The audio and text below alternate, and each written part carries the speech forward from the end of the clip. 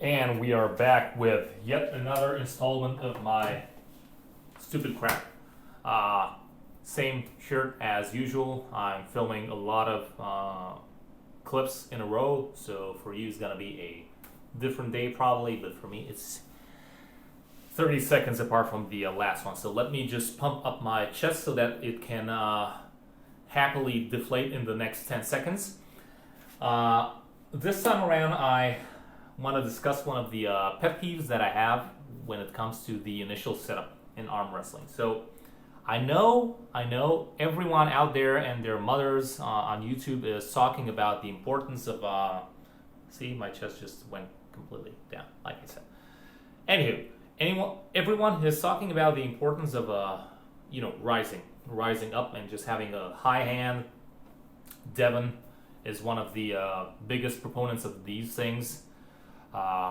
Travis also. So there's all of these concepts then that are related to having high post and whatever.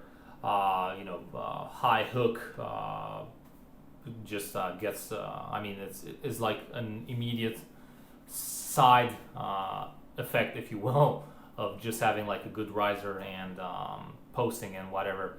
However, one thing that I guess is severely neglected, I would say, is and probably this happens because of the different rules. Although I'm familiar with the WAL rules, I do not know them by heart. However, for the WAF rules, since I'm trying to become like a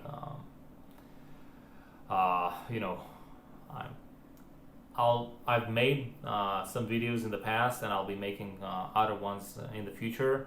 I'm kind of like a junior referee, and I'm trying to like become an established referee within WAF.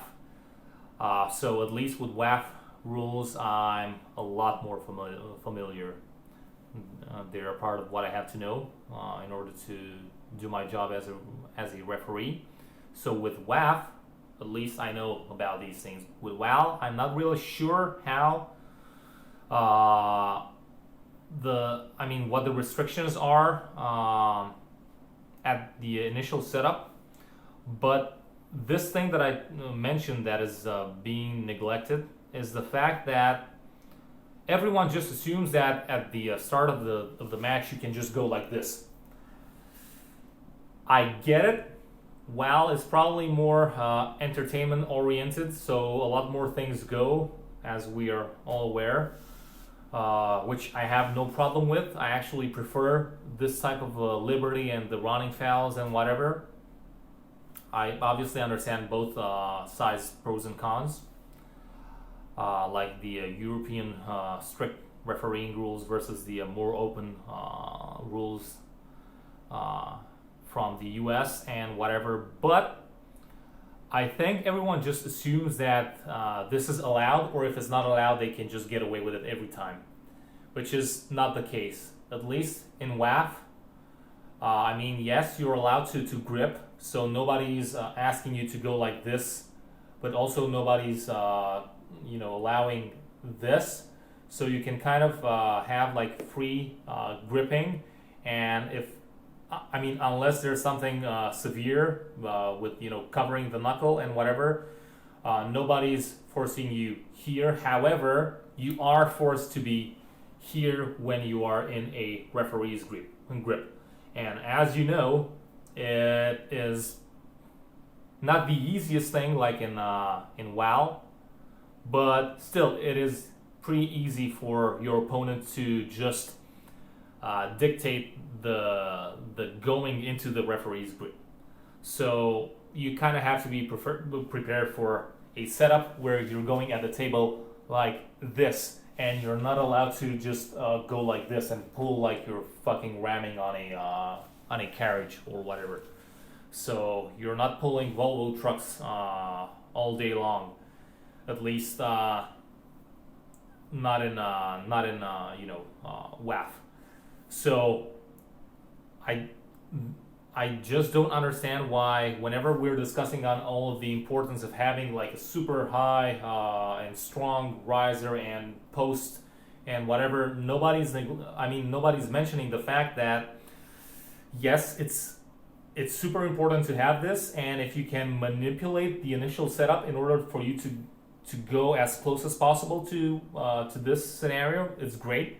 But you should be prepared as to not have your strategy revolve around this, because if I know, and let's say I'm your opponent, but just generally, if your opponent knows that you're this type of guy who's used to like WoW rules, or you're just relying on always being super high up, he'll probably try to take this away from you and force you to go here by going into a referee's grip most of the times. So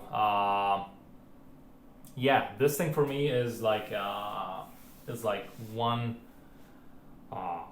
thing that I do not understand why it is not being discussed more often. And also, once we acknowledge the fact that this is probably more common than this, I would like for all of these guys who are indeed masters of the high game, you know, the high and up game, whether it's high hook or all of those other things that are being derived from this, I would like for those guys to actually explain how you can engage in this thing from like a disadvantaged position, like for example the low hand that is mostly called, for example, in referee's grip and stuff like that.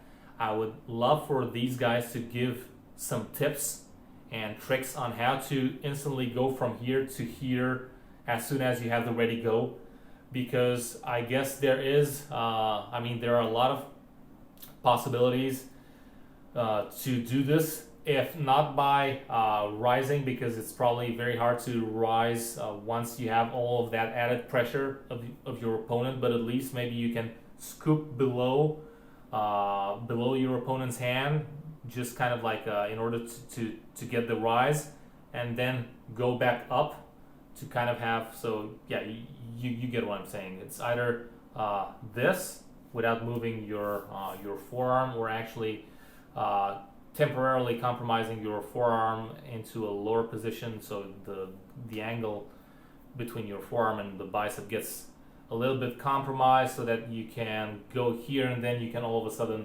re-access it here, whatever. I'm not the guy who can discuss about these things, because I have a lot of theories on how these things can go, but I don't have the necessary table experience to tell whether or not these things are viable, or who the guys are with which these things can work, and who the guys aren't, and yeah, where this can work and where it cannot. You get what I'm saying? So yeah, I would really kind of like ping and kind of like send this as an extended invitation for all of these real life gurus in terms of discussing all of the intricacies of these game mechanics. I would like them to actually discuss this thing, why we're always presented with this as the absolute truth versus acknowledging this other reality that is being presented many times. And then once we acknowledge this, how can we fix or compensate for this temporary oversight, and how can we regain our high position going from a low position? So let me know what you guys think. If any of the bigger channels out there are watching this, feel free to extend this invitation and to send those guys either my video or just talk about this and bring it up to them as a topic for discussion, because I don't have the audience to do so. But who knows? Hopefully one day I will. Only you can help with that, if you indeed like the content. So if you do like the content, please like, share, subscribe. If not, dislike, but make sure you do it twice. Troll, hate, unsubscribe, whatever, but that would imply you're already subscribed, which I know it's not the case because I only have 4, I think, or 5 subscribers. Amazing. But yeah, I hope that will go up in the future. So until next time, my ranting and just incoherent rumbling is over. So I'll let you go back to your chicken and chicken breast and broccoli and rice. I know I have to do so because I'm already this close to fainting. I need to eat something ASAP. So bye bye and see you next time. I'm out.